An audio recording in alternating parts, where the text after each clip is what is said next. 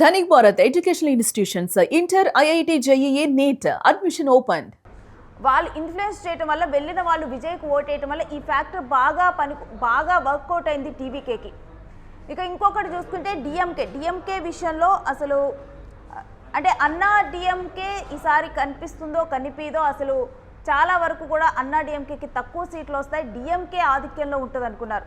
కానీ దగ్గర కూడా డిఎంకే అన్నా డిఎంకే ఒక 5 సీట్లు తేడా, అంతేగాని ఎక్కువ ఓటు పర్సంటేజ్ కానీ ఏది కూడా తేడా రాలేదు. ఈ రకంగా కూడా తమిళనాడు పీపుల్ పల్స్ పట్టుకోవటం ఎంత కష్టమో అన్నది ఈ ఎలక్షన్లో తేలిందని చూడాలి. ఎందుకంటే ఒక్క సర్వే తప్పితే మిగిలిన సర్వేలన్నీ కూడా డిఎంకేకే పట్టం కట్టాయి. కానీ టీవీకేకి సరే కొంత మెజారిటీ అంటే కొన్ని సీట్లు ఎక్కువ అలా భావించినప్పటికీ కూడా చూస్తే 109 ఆధిక్యంలో టీవీకే ఉండటం సింగిల్గా టీవీకే ఈ రకంగా కూడా అంటే 109 సీట్లలో మనం చూసుకుంటే ఈ మధ్య కాలంలో మన ఏపీలో పవన్ కళ్యాణ్ చూసుకున్నా కానీ లేకపోతే అంతకు ముందల చిరంజీవిని చూసినా కానీ అంతెందుకు తమిళనాడులో కమల్ హాసన్ చూసినా కానీ వీళ్ళందరికీ ఫ్యాన్ ఫాలోయింగ్ లేకనా సూపర్ ఫ్యాన్ ఫాలోయింగ్ ఉంది. కానీ ఫ్యాన్ ఫాలోయింగ్ అంతా ఓటింగ్కి కన్వర్ట్ అవుతుందంటే అవ్వదు. కానీ టీవీకే విజయ్ విషయంలో మాత్రం అసలు పూర్తిగా కూడా తిరగరాశారని చెప్పాలి. ఒక ఎంజీఆర్ టైంని ఒక ఎన్టీఆర్ టైంని ఇప్పుడు విజయ్ గుర్తు చేశాడు. మొదటి ఎవరైనా కానీ ఎంత ఫాలోయింగ్ ఉన్నటువంటి హీరో అయినా కానీ మొదట పార్టీ పెట్టిన వెంటనే ఎవరూ కూడా వాళ్ళని నమ్మరు, వెంటనే నమ్మి ఓట్లు వేయరు. అందుకని చెప్పుకుంటే చాలామంది ధీమాగా ఉంటారు. విజయ్ విషయంలో కూడా కొంత అలాంటి ధీమానే ఉందని చెప్పాలి. మిగిలినటువంటి వారికి కూడా ఒక ధీమా అనేది కొనసాగింది. ఆ పార్టీ పెట్టారు, నెక్స్ట్ టైంకి లేకపోతే ఆ నెక్స్ట్ టైంకి పుంజుకుంటారు. సేమ్ ఏపీలో పవన్ కళ్యాణ్ సినారియో ఎలా అయిందో అలానే విజయ్ సినారియో అవుతుంది అనుకున్నారు. కానీ ఈ రకంగా కూడా విజయ్ కింగ్ అవుతాడు, కింగ్ మేకర్ అవుతారా, కింగ్ అవుతారని వెయిట్ చేశారు. కానీ నిజంగా కింగ్ అయిపోతాడన్నది మాత్రం unexpected. But yes, Vijay king అయిపోయాడనే చెప్పాలి. ఇప్పుడు తమిళనాడు రాజకీయాలలో ఇక విజయ్ని విష్ చేయడానికి అక్కడికి త్రిష వెళ్ళటం ఇవన్నీ కూడా ఒక తమిళనాడు పాలిటిక్స్ చూసుకుంటే ఇప్పుడు మంచి హై డ్రామా హీట్, అసలు ఎక్కడ లేని ఉత్సాహం తమిళనాడు రాజకీయాల్లో. ఇంకా ఆ తర్వాత చూస్తే పశ్చిమ బెంగాల్ రాజకీయాల్లో కనిపిస్తోంది.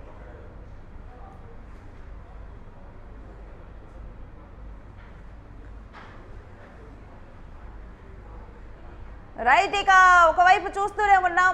ఇక రంగంలోకి దిగారు టీవీకే వ్యూహకర్త అదవ్ అర్జున్. కాంగ్రెస్ 4, పీఎంకే 5 స్థానాలు, కమ్యూనిస్టులు 4 స్థానాలు. ఒకవైపు ఎవరి క్యాలిక్యులేషన్స్తో వాళ్ళు కూడా రంగంలోకి దిగిపోతున్నటువంటి పరిస్థితులు మనం చూస్తున్నాం. ఇక తాజా అప్డేట్స్ ఏంటి, గ్రౌండ్ పరిస్థితులు ఏంటనేది కూడా ఇప్పుడు మా రిపోర్ట్ అనేది తెలుసుకుందాం. ఎస్ సత్య, తాజా అప్డేట్స్ ఏంటి ప్రస్తుతం?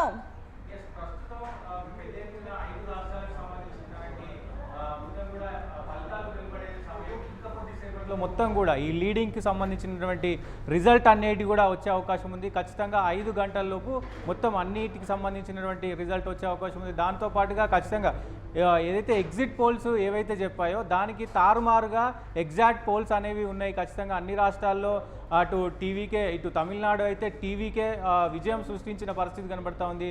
అంటే ఊహించని స్థాయిలో కూడా మరి ఎవరు కూడా ఎగ్జిట్ పోల్స్ కూడా ఖచ్చితంగా ఒక 20% ఓట్ షేర్ మాత్రం ఉంటుంది అని చెప్పారు. కానీ ఈ స్థాయిలో దాదాపు 118కి చేరువలో మరి ఆయన ఏదైతే మ్యాజిక్ ఫిగర్ ఉంటుందో అక్కడి వరకు కూడా వెళ్ళిన పరిస్థితి కనబడతా ఉంది.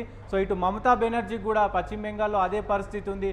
ఊహించని స్థాయిలో ఎగ్జాక్ట్ పోల్స్ అనేది వెలువడతా ఉన్నాయి. మొత్తం కూడా రాష్ట్రాలకు సంబంధించినటువంటి ప్రజలు ఒక్కసారిగా మార్పు చెంది మరి ఓటింగ్ అనేది కూడా నమోదు చేసిన పరిస్థితి కనబడుతుంది. ప్రస్తుతం విజయ్కి సంబంధించి అయితే పెద్ద ఎత్తున ఇటు 2 రాష్ట్రాలకు సంబంధించి ప్రధానంగా మొత్తం దేశవ్యాప్తంగా చర్చ జరుగుతుంది. ఒకటి పశ్చిమ బెంగాల్ మమతా ఓటమి దిశగా పోవడం, దాంతోపాటు విజయ్ ఈ స్థాయిలో నిజంగా ఎందుకు ఎదిగాడు, ఈ స్థాయిలో విజయ అవకాశాలు ఎందుకు వచ్చాయి అనేది కూడా ప్రధానంగా రాష్ట్రం అటు మొత్తం కూడా దేశంలో కూడా మరి చర్చ జరుగుతున్న పరిస్థితి కనబడుతూ ఉంది. ఇప్పటికే అక్కడ ఉన్నటువంటి ఏవైతే పార్టీలకు సంబంధించి డిఎంకే కావచ్చు, అన్నా డిఎంకే కావచ్చు, అలాగే మిత్రపక్షాలు వేరే ఉన్నాయి, వాళ్ళందరూ కూడా మరి విజయ్కి టచ్లోకి వెళ్ళినట్టు తెలుస్తూ ఉంది. అంటే ప్రధానంగా విజయ్కి సంబంధించి ఒకవేళ మ్యాజిక్ ఫిగర్లో దగ్గరలో ఒక 2-3 సీట్లు లేదంటే ఒక 10 సీట్లు వెనుక ఉంటే కనుక ఖచ్చితంగా ఏదైతే కాంగ్రెస్ నుంచి ఒక 4 అభ్యర్థులు మద్దతు ఇచ్చే అవకాశం ఉన్నట్టు తెలుస్తుంది. ఇప్పటికే టీవీకే విజయ్కి టచ్లోకి వెళ్ళినట్టు తెలుస్తుంది. దాంతోపాటు ఈ పీఎంకేకి సంబంధించి కూడా 5 సీట్లు ముందంజలో మధ్యలో ఉన్నాయి.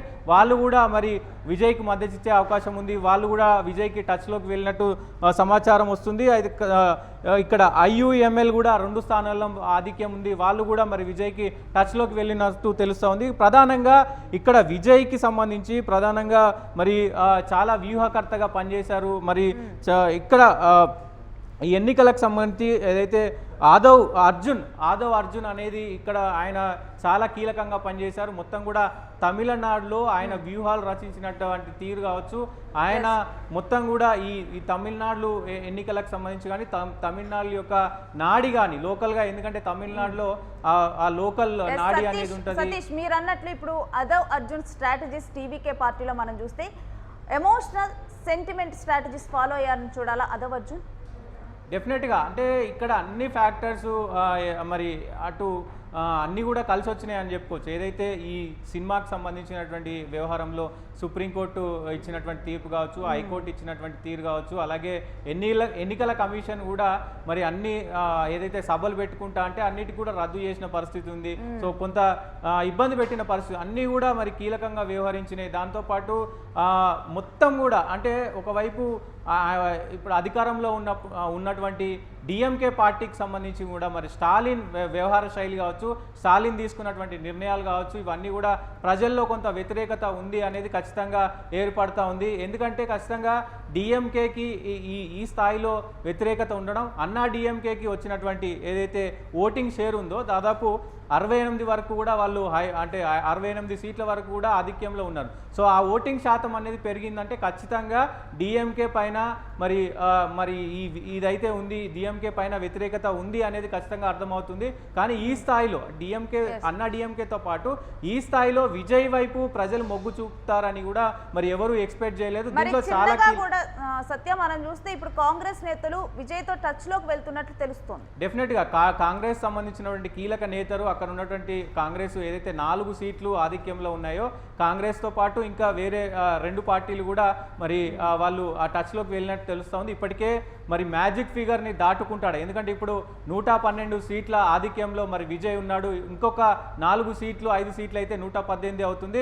సో ఆ విజయం అంటే 5 గంటల వరకు ఎంత ఆధిక్యం, ఎంత రిజల్ట్ వస్తుందో అనేది ఇక్కడ ప్రధానంగా మారే అవకాశం ఉంటుంది. దాంతో పాటుగా విజయ్కి సంబంధించినటువంటి అందరూ కూడా మరి టచ్లోకి వస్తున్నారు. చిన్న చిన్న పార్టీలు ఏవైతే ఉన్నాయో వాళ్ళ ఎవరైతే ఒక 5 స్థానాలు కావచ్చు, 3 స్థానాలు కావచ్చు, 1 స్థానం కావచ్చు, సిపిఐ కావచ్చు, సిపిఐఎం కావచ్చు, వీళ్ళందరూ కూడా విజయ్కి టచ్లోకి వెళ్ళారు. ఎందుకంటే ఇటు ఒకవేళ విజయ్కి తక్కువ సీట్ వేస్తే అన్నా డిఎంకేతో కలిసే అవకాశం లేదు కాబట్టి, అటు డిఎంకేతో కలిసే అవకాశం లేదు కాబట్టి ఖచ్చితంగా ఈ మొత్తం పార్టీలకు సంబంధించి చిన్న పార్టీలకు సంబంధించి అలాగే కాంగ్రెస్ కూడా ఇటు విజయ్కి సపోర్ట్ చేసే అవకాశం ఉంది. ఇది ఒక కీలక పరిణామం. దీంట్లో చాలా ఈక్వేషన్స్, అటు త్రిష వ్యవహారం శైలి కావచ్చు, ఎందుకంటే త్రిష అటు మరి అమిత్ షాతో కలవడం కావచ్చు, ఇవన్నీ కూడా చాలా కీలక పరిణామాలు చోటు చేసుకున్నాయి.